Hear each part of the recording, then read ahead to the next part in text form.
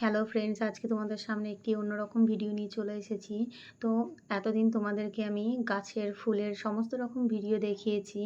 তো আজকে তোমাদেরকে দেখাবো যে ছাদটাকে পরিষ্কার পরিচ্ছন্ন করতে আর গাছগুলোকে সাজিয়ে রাখতে কতটা সময় লাগে। তো দেখো, আজকে আমি সকাল সকাল চলে এসেছি ছাদটাকে পরিষ্কার করতে, আর প্রত্যেকটা টব সরিয়ে নড়িয়ে সেখানে জায়গাগুলোকে পরিষ্কার করে দিচ্ছি। তো ছাদ বাগান করা এত সহজ কথা নয়। ছাদ বাগান করতে গেলে অনেকটা সময় লাগে, ধৈর্য লাগে। আর সবথেকে বড় কথা, এই ছাদ পরিষ্কার করাটা একটা ভীষণ কঠিন কাজ, কেননা আমাকে হেল্প করার মতো কেউই নেই। তো প্রত্যেকটা গাছ আমাকে, প্রত্যেকটা টব আমাকে সরিয়ে সরিয়ে এইভাবে পরিষ্কার করতে হচ্ছে। আর এই রোদ গরমের মধ্যে একটু পরিষ্কার না করলে পারে হয়ও না। তো দেখো, বর্ষার সময় তো একরকম সমস্যা থাকে যে টবের নিচে নিচে জল জমে থাকে, সেটাকেও সরিয়ে দিতে হয়। আবার গরমের মধ্যেও গাছগুলোকে একটু সরিয়ে দিতে হয়, কেননা টবের নিচে অনেক পাতা, ধুলো, ময়লা জমে থাকে। তো সেগুলোকে পরিষ্কার পরিচ্ছন্ন করতে হয়। আর ছাদ বাগান করলেই তো হবে না, ছাদটাকে একটু সুন্দরভাবে পরিষ্কার করে রাখতে হবে, প্রত্যেকটা গাছ গুছিয়ে সাজিয়ে রেখে দিতে হবে। তো আজকে আমি সেই কাজটাই করছি। আর পিছন থেকে আমার ভাইঝি ক্যামেরা করে দিচ্ছে।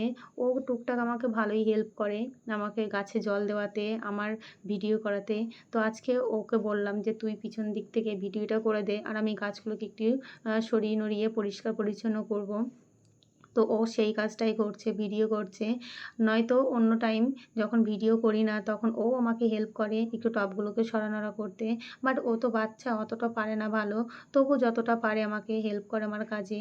তো আজকে আমি সমস্ত গাছ এখান থেকে ওখানে সরিয়ে গাছগুলোকে আবার নতুনভাবে সাজিয়ে দিচ্ছি। তো এক জায়গায় থাকলে পারে সবসময় ভালো লাগে না দেখতে, তো আমি জায়গা চেঞ্জ করে দিই মাঝে মাঝে।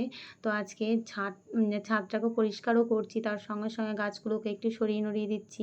আর দেখো, প্রত্যেকটা টব সরিয়ে ঝাড় দেওয়া খুবই কষ্টের কাজ। আর এই রোদের মধ্যে ছাদ ঝাড় দেওয়া, সেই গাছগুলোকে এইভাবে আবার সুন্দর করে গোছানো খুবই কষ্টের। আর আমার যদি কেউ একজন থাকতো যে আমাকে একটু হেল্প করতো, তাহলে একটু ভালোই হতো। বাট সেটা দুঃখজনক, কেউ নেই, আমাকে একাই করতে হবে। আর আমাদের বাড়িতে তেমন কেউ গাছপালা পছন্দ করে না। তো অনেক যুদ্ধ করে গাছগুলোকে আমাকে রাখতে হয়, আর আমাকেই দেখাশোনা করতে হয়, কেননা গাছ আমার ভীষণ পছন্দের ফুল গাছ। তো আমার যেহেতু গাছগুলো আমার নিজের টাকা দিয়ে কেনা, আমি যেই কটা বাচ্চা পড়াই, তো সেই টিউশন পড়ানোর পয়সা দিয়ে আমি গাছ, টব, সমস্ত রকম জিনিসপত্র কিনি। এমনকি গাছে দেওয়ার জন্য যেসব সার মাটি লাগে, সেগুলোও আমি কিনি আমার নিজের টাকা দিয়ে। তো আমি গাছগুলো এইভাবে নষ্ট হতে দিতে পারি না, কেননা নিজের টাকার জিনিস, অনেক কষ্টের আমার টাকাগুলো।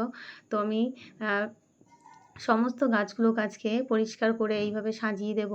তো দেখো কত নোংরা বার হচ্ছে। আর গরমের সময় তো গাছের পাতা ঝরে যায়, আবার শীতের সময়তেও প্রচণ্ড পরিমাণে নোংরা হয়। তো ছাদ পরিষ্কার করাটা একটা ভীষণ কঠিন কাজ। তো আজকে আমি সেই কাজটাই করছি। তো দেখো কত গাছ রয়েছে, আর ছাদটা যখন ঝাঁটিয়ে দেওয়ার পর গাছগুলোকে এক লাইন করে সুন্দর করে সাজিয়ে দেওয়া হয়, দেখতেও খুব সুন্দর লাগে। বাট তার পিছনে সৌন্দর্য করার পিছনে অনেক কষ্ট, অনেক মেহনত রয়েছে। তাই ছাদ বাগান করা এত সহজ কথা নয়। তা তোমরা যে যাই ছাদ বাগান আছে কম বেশি তোমাদের বাড়িতে, তোমরা নিশ্চয়ই জানো যে এর পিছনে কতটা কষ্ট, কতটা খাটনি, কতটা মেহনত আর কতটা সময় দিতে হয়। তো আমি যখন এই গাছগুলো পরিষ্কার করতে উঠি, তখন অনেকটা সময় লাগে, প্রায় 1 থেকে 1.5 ঘন্টা সময় লাগে। কারণ আমি যেহেতু একা একা সমস্ত কাজগুলো করি, গাছগুলোকে সরানো, আবার সে অন্যান্য জায়গায় সেট করে সুন্দর করে সাজিয়ে দেওয়া। তো দেখো এখানে বালতিতে, গামলাতে জলও ভর্তি করে রেখে দিয়েছি, কেননা জল তোলাটা খুবই কষ্টের একটি কাজ আমাদের, যেহেতু আমাদের ছাদে এখনও ট্যাঙ্কিটা করা হয়নি। তো নিচ থেকে পাইপ তুলে আমাকে জল তুলে নিতে হয়। তো ভিডিওটা কেমন লেগেছে অবশ্যই তোমরা কমেন্টে জানিও। আর কে কে আমার মতো এরকমভাবে ছাদ পরিষ্কার করো, তোমরা কমেন্টে জানিও। আর ভিডিওটি ভালো লাগলে প্লিজ তোমরা আমার চ্যানেলটিকে সাবস্ক্রাইব করে দিও। দেখো কত নোংরা বার